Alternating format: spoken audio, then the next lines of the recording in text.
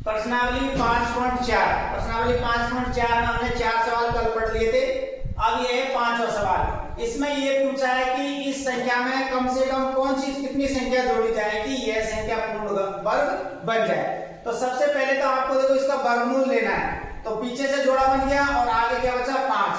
अब हमको ऐसी संख्या लेनी है 5 से ज्यादा नहीं हो वर्ग, यानी 2 का वर्ग 2 2 और यहाँ प्लस में भी 2 2 का वर्ग कितना होता है 4। 5 में से 4 घटाया 1, ऊपर से 25 का 25 उतार दिया हमने। अब नीचे देखो 2 और 2 जुड़ के कितने हो गए 4। अब इस 4 के साथ हम 2 जोड़ेंगे तो गुणा भी किससे करना पड़ेगा 2 से। 2 दूनी 4 और 4 दूनी 8। अगर हम 4 के साथ 3 जोड़ेंगे तो गुणा भी किससे करना पड़ेगा हमको 3 से। 3 दिया 9 और 4 दिया 12। तो 129 तो 125 से ज्यादा हो गया। तो हम यहाँ पर क्या लेंगे 2। तो 2 ही हमको यहाँ लिखना है, 2 ही हमको यहाँ लिखना है। ये कितने हो गए यहाँ पर 84। कितने हो गए 84। घटाएंगे तो यहाँ पर कितना बचेगा 9। कितना बच गया 9 और ये यहाँ पर ये हो गए। तो 12 में से 9 घटाएंगे तो कितने बचेंगे 3। ठीक है। अब आपके पास में देखो ये संख्या कितनी आई है 1 बचेगा। 5 में से 4 घटाए कितना बचा 1। 12 में से 8 घटाए कितने बचे 4। तो नीचे कितना बचा 41। अब ऊपर देखो आपके पास में, इस पे ध्यान दो। 22 का वर्ग, 22 के जस्ट बाद वाली संख्या कौन सी होती है 23। तो ये हो गया यहाँ 23 का वर्ग। 22 का वर्ग कितना होता है 484। कितना होता है 484। और 23 का वर्ग कितना होता है 529। 23 का वर्ग कितना होता है 529। और हमारे पास में देखो ये जो 22 आया और हमारे पास जो 525 है वो इससे ये छोटी संख्या है। यानी इसमें जोड़ने वाली बात बोली, इसमें घटाने वाली बात होती तब तो हम इसको घटा के ये उत्तर लेके आते, लेकिन इसमें जोड़ने वाली बात बोल रही है। तो इसके बाद में ये संख्या 23 का वर्ग कितना है 529। जबकि हमारे पास संख्या कितनी है 525। तो 529 में से हमने 525 घटा दिए, कितने बचेंगे 4। तो हमारा उत्तर क्या रहेगा, इस संख्या में 4 जोड़ दिया जाए। 4 जोड़ दिया जाए तो वह संख्या पूर्ण वर्ग बन जाएगी। और पूर्ण वर्ग किसका बनेगी 529। 529 आपको पता है किसका वर्ग है 23 का वर्ग है। किसका वर्ग है 23 का वर्ग है। यानी इस प्रकार आपको सवाल हल करने हैं, वर्गमूल लेना है आपको। चलो इससे संबंधित एक और उदाहरण समझिए आप। एक और उदाहरण समझिए। जैसे आपका है 1825। 1825 2 का जोड़ा बना लिया। 18 से ज्यादा वर्ग नहीं हो, 4 का वर्ग ले लिया 4 और 4 और प्लस में भी 4। 4 का वर्ग कितना होता है 16। कितने बचेंगे 2, ऊपर से 225 का 225 उतार लिया। 4 और 4 जोड़ेंगे तो यहाँ पर कितना हो गया 8। अब 8 के साथ में जैसे हम 2 जोड़ेंगे तो गुणा भी किससे करना पड़ेगा 2 से। 2 दूनी 4, 8 दूनी 16। अगर हम 8 के साथ 3 जोड़ते हैं तो गुणा भी 3 से करना पड़ेगा हमको। तो 3 दिया 9 और 8 दिया 24। 449 तो ज्यादा हो गया, यानी 249 ज्यादा हो गया 225 से, इसलिए क्या जोड़ेंगे हम यहाँ 2 और यहाँ भी कितना जोड़ेंगे 2।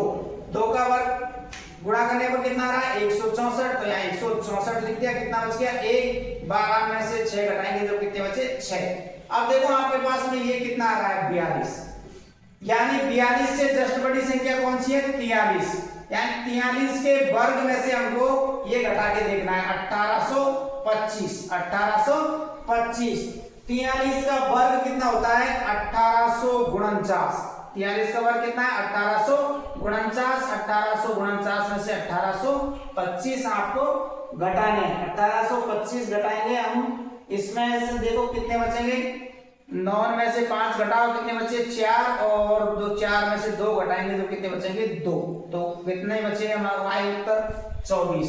यानी कि हमको 1825 में 24 जोड़ने पड़ेंगे तब जाके यह संख्या पूर्ण घन बनेगी, कि वर्ग बनेगी। किसका बनेगी वो 43 का बनेगी। इस प्रकार से आपको देखो ज्ञात करना है, ये जो भी संख्या है आपकी उससे जस्ट आगे वाली संख्या का वर्ग ज्ञात करना है और उसमें से ये दी हुई संख्या घटानी है।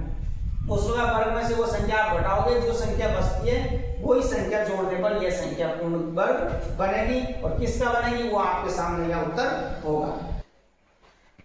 अब अगला है छठा सवाल। छठे सवाल में हमको एक वर्ग की भुजा की लंबाई ज्ञात करनी है और उसका क्षेत्रफल दे रखा है हमको। वर्ग का क्षेत्रफल दे रखा है, आपको पता है वर्ग का क्षेत्रफल का सूत्र क्या होता है? वर्ग का क्षेत्रफल का सूत्र होता है भुजा स्क्वायर, भुजा गुणा भुजा या भुजा स्क्वायर। और हमको वर्ग का क्षेत्रफल दे रखा है 441। कितना दे रखा है? 441। और इसमें भुजा का मान पूछा है, तो ये हो जाए भुजा का मान ज्ञात करेंगे। इसका मतलब हमको 441 का वर्गमूल लेना है। 441 का वर्गमूल ज्ञात कर लो, या फिर आपको याद होना चाहिए, डायरेक्ट लिख सकते हो इसका उत्तर आप। वर्गमूल 441 किसका होता है? वर्ग 21 का वर्ग होता है। किसका वर्ग होता है? 21 का। या फिर आप भाग विधि द्वारा इसका ज्ञात कर सकते हैं। दो दो का जोड़ा बना लिया, एक आगे ये बचा, आगे ये बच गया आपका। देखो अब 2 का वर्ग कितना होता है? 2 का वर्ग 4, यहाँ 2, यहाँ भी 2 और प्लस में भी 2। 2 का वर्ग कितना आ गया? 4। 4 में से 4 घटाएंगे तो कुछ नहीं बचेगा, ऊपर से कितना उतारेंगे आप? 41। 2 को जोड़ो, कितने हो गए? 4। इसके साथ में 1 जोड़ दो, यहाँ भी 1 जोड़ दो, कितना आएगा? 41 को 1 से गुणा करेंगे तो 41, यानी कि यह किसका वर्ग होता है? वर्ग 21 का वर्गमूल है। किसका वर्गमूल है? 21 का वर्गमूल है। तो यहाँ पर हमारा भुजा का मान कितना आ जाएगा? 21 मीटर। 21 मीटर। ये हो गया आपका छठा सवाल। सातवां सवाल है, एक समकोण त्रिभुज दे रखा है हमको। ये 90 डिग्री का कोण है। समकोण त्रिभुज का नाम है ए, बी और सी। ए बी का मान हमको दे रखा है इसमें 6 सेंटीमीटर और बीसी का मान दे रखा है हमको 8 सेंटीमीटर। हमको इस एसी का मान ज्ञात करना है। किसका मान ज्ञात करना है? एसी का। मैंने आपको पहले पढ़ाया था पाइथागोरस प्रमेय। पाइथागोरस परिमेय, पाइथागोरस प्रमेय क्या होता है? ये कर्ण स्क्वायर बराबर लंब स्क्वायर प्लस आधार स्क्वायर। यानी इस पाइथागोरस प्रमेय के अनुसार हमको कर्ण का मान ज्ञात करना है। लंब का मान कितना दे रखा है? के स्क्वायर का के विज्ञान है। लंब का मान 6 दे रखा है, तो यहाँ 6 का स्क्वायर हो गया। आधार का मान 8 है, तो यहाँ पर 8 का स्क्वायर हो गया। तो के स्क्वायर बराबर हो गया 6 का वर्ग कितना होता है? 36 और 8 का वर्ग कितना होता है? 64। तो के स्क्वायर बराबर 36 और 64 जोड़ो, कितने हो गए? 100। के का मान ज्ञात करना है √100। 100 किसका वर्ग होता है? 10 का। तो AC का मान कितना आ गया? 10 सेंटीमीटर। AC बराबर आया 10 सेंटीमीटर। इसमें ये पूछा है। इसी का देखो दूसरा सवाल और दे रखा है। AC का मान दे रखा है, ये दोबारा से समकोण त्रिभुज बनाओ, A, B और C। AC का मान दे रखा है 13, इसका मान दे रखा है इसने 13 सेंटीमीटर। BC का मान दे रखा है 5 सेंटीमीटर। तो AB का मान ज्ञात करना है, यानी लंब ज्ञात करना है इसी सूत्र से।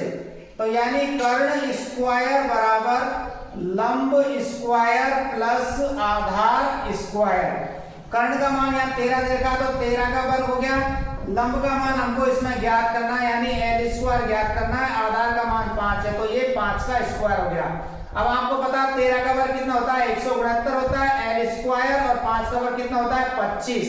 25 का पक्षांतर कर लो, L स्क्वायर बराबर हो गया 169 माइनस के 25। तो L स्क्वायर बराबर ये कितने बचेंगे? देखो 144। क्या बच गया? 144। L का मान ज्ञात करना है √144। 144 आपको पता है किसका वर्ग होता है? 12 का वर्ग होता है। तो इसका AB का मान कितना आ गया? AB का मान आ गया आपका 12 सेंटीमीटर। इस प्रकार से 7वां सवाल है जिसमें 2 चीज पूछी थी। ऊपर वाले में AC का मान पूछा है, इसमें AB का मान पूछा। पाइथागोरस प्रमेय लगानी है आपको दोनों सवालों में। कर्ण स्क्वायर बराबर लंब स्क्वायर प्लस आधार स्क्वायर, उससे 2 भुजाओं का मान दे रखा है, तीसरी का आपको ज्ञात करना है। 8वां सवाल, एक माली के पास 1000 पौधे हैं। इन पौधों को वह इस प्रकार लगाना चाहता है कि पंक्तियों की संख्या और कॉलम की संख्या समान रहे, यानी जो पंक्तियों की संख्या है उतनी ही कॉलमों की संख्या हो। इस प्रकार वो 1000 पौधों को लगाना चाहता है। इसके लिए कम से कम कितने पौधों की कम से कम पौधों की संख्या ज्ञात करो जिनको वह लगा सके, कि पंक्तियों की संख्या और कॉलमों की संख्या समान रहे।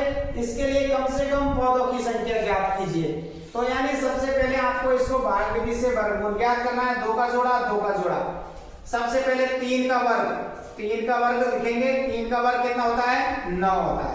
कितना बच गया, एक ऊपर से डबल जीरो उतार ली, 3 और 3 कितने हो गए, 9, 3 और 3 कितने हो गए, 9, नहीं 3 और 3 कितने हुए, 6, 6 के साथ हम जैसे 2 जोड़ेंगे तो गुणा भी किससे करना पड़ेगा, 2 से, 2 दूनी का 4 और 6 दूनी 12, जो कि इससे ज्यादा हो गया तो हम 2 नहीं जोड़ सकते, इसके साथ कितना जोड़ेंगे, फिर 1 जोड़ेंगे, 1 जोड़ेंगे तो कितना आएगा, 61 आएगा, कितना आएगा, 61, घटा दो, कितने बच गए, इसमें से घटाएंगे हम सब 39, कितने बच गए, 39, तो यानी हम देखते हैं ये क्या है ऊपर आपका 31, कितना आया, 31, अब 31, अभी पिछले वाले सवालों में क्या करना है, 31 से जस्ट बड़ी वाली संख्या कौन सी है, 32, कौन सी है, 32, 32 का वर्ग, 32 के वर्ग में से हमको कितने घटाने हैं, 1000 घटाने, 1000 है तो 1000 आपको इसमें से घटाने हैं। 32 का वर्ग ज्ञात करो, 32 का वर्ग कितना होता है, 1024, 32 गुणा 32 यानी 1024, घटाओ 1000, कितने बचे, 24, कितने बचे, 24 बचे, तो 24 पदों की आवश्यकता है जिसमें पंक्तियों की संख्या और कॉलमों की संख्या बराबर हो जाएगी, यानी 24 पौधे और उनको चाहिए तो उनकी कॉलम और पंक्तियों की संख्या बराबर आ जाएगी। इसी ने उसने ये पूछा पंक्ति बराबर कॉलम, पंक्ति बराबर कॉलम कब होगा, जब 1000 पौधों में 24 पौधों की संख्या और हो, यानी 24 पौधे और लाने हैं। इस प्रकार ये हो गया आपका 8वां सवाल। 9वां सवाल भी देखो, छोटा सा सवाल है। 9वें सवाल में आपसे पूछा है एक विद्यालय में 500 विद्यार्थी, कितने विद्यार्थी हैं, 500 विद्यार्थी है, पीटी के अभ्यास के लिए इस तरह से खड़ा किया गया है कि पंक्तियों की संख्या कॉलमों की संख्या के समान है। इसमें भी वही चीज पूछी है, यानी पंक्ति और कॉलम बराबर हो, पंक्ति और कॉलम बराबर हो, 500 बच्चे उनको पीटी के लिए खड़ा किया गया है, तो हमको इसमें इस व्यवस्था को बनाने के लिए कितने विद्यार्थियों को बाहर जाना पड़ेगा, यानी कितने बच्चे उनको हमको अलग करना पड़ेगा। तो 2 का जोड़ा बना लिया, 2 नीचे भी 2 ऊपर भी 2 प्लस में भी 2, 2 दूनी कितना हो गया 4, 5 में से 4 घटाओ 1 ऊपर से डबल जीरो उतार ली, 2 और 2 कितने हो गए 4। अब 4 के साथ हम 2 जोड़ेंगे तो गुणा भी 2 से गुणा करना पड़ेगा, कितना आएंगे 84, तो 2 जोड़ दिया ऊपर और यहाँ भी 2 लिख दिया और यहाँ पर आ गया 84, घटा दो कितने बच गए 6, 16 बच गए। अब ये आपके पास में कितना आया है 22, कितना आया ये 22, 22 का वर्ग देखो, 22 का वर्ग कितना होता है 484, 22 का वर्ग कितना होता है 484। अब यहाँ 484 बच्चे होने चाहिए थे, तब तो वो कॉलम और पंक्तियां बराबर हो जाएगी, लेकिन यहाँ पर ये कितने हैं 500 बच्चे, तो 500 बाहर निकालने के लिए बोला उसने, इसमें जोड़ने के लिए नहीं बोला, घटाना है, कितने बच्चों को हटाया जाए कि वो बराबर आ जाए, तो 500 में से 484 घटा दो, 500 में से 484 आपको घटाने, 500 में से 484 घटाएंगे तो कितने बचेंगे 16, यानी कि 500 में से 16 बच्चों को हमको बाहर हटाना पड़ेगा, तब जाके वो पंक्ति और कॉलम बराबर आएंगे। तो आपका उत्तर ये लिखना 16 विद्यार्थी बाहर जाएंगे, 16 विद्यार्थियों को बाहर करना पड़ेगा, ठीक है। इस प्रकार से आपकी ये 5.4 प्रश्नावली खत्म होती है, समाप्त होती है।